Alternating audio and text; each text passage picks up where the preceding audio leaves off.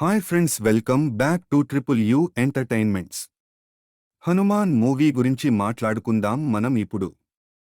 తేజ సజ్జా ని హీరోగా డైరెక్టర్ ప్రశాంత్ వర్మ తీసిన హనుమాన్ మూవీ అంచనాలకు మించి ఉంది అని చెప్పాలి. మూవీలోని నటులను చూసుకున్నట్లయితే తేజ సజ్జ హీరో, వరలక్ష్మి శరత్ కుమార్, అమృత అయ్యర్, వినయ్ రాయ్, సముద్రఖని, వెన్నెల కిషోర్, గెటప్ శ్రీను ఇంకా సత్య హనుమాన్ మూవీ కోసం కష్టపడ్డారు.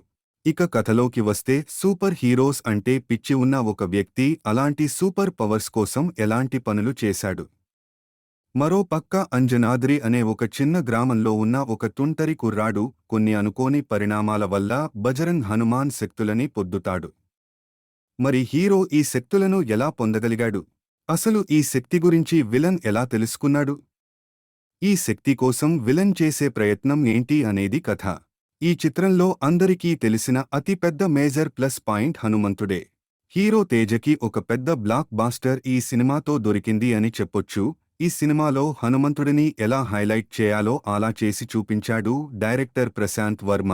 ఇక హీరోయిన్ అమృత అయ్యర్ కూడా తన బ్యూటిఫుల్ లుక్స్తో ఆకట్టుకుంది. వీరితో పాటు వరలక్ష్మి శరత్ కుమార్ చాలా పవర్ఫుల్ రోల్లో కనిపించారు. సముద్రఖని రోల్ అయితే అందరినీ ఆశ్చర్యపరుస్తుంది. ఇంకా కామెడీ విషయానికి వస్తే గెటప్ శ్రీను, వెన్నెల కిషోర్ ఇంకా సత్య హిలేరియస్ కామెడీతో అందరినీ కడుపుబ్బా నవ్వించారు. అన్నింటికీ మించి సినిమాలో రోమాలు నిక్కబోడుచుకునే సన్నివేశాలు చాలా ఉన్నాయి. ఇక మూవీ లాస్ట్ 25 నిమిషాలు అయితే సినిమాని బిగ్గెస్ట్ లెవెల్కి తీసుకెళ్ళింది. క్లైమాక్స్లో వచ్చే హనుమాన్ చాలీసాతో ప్రేక్షకులను అబ్బురపరిచాడు డైరెక్టర్.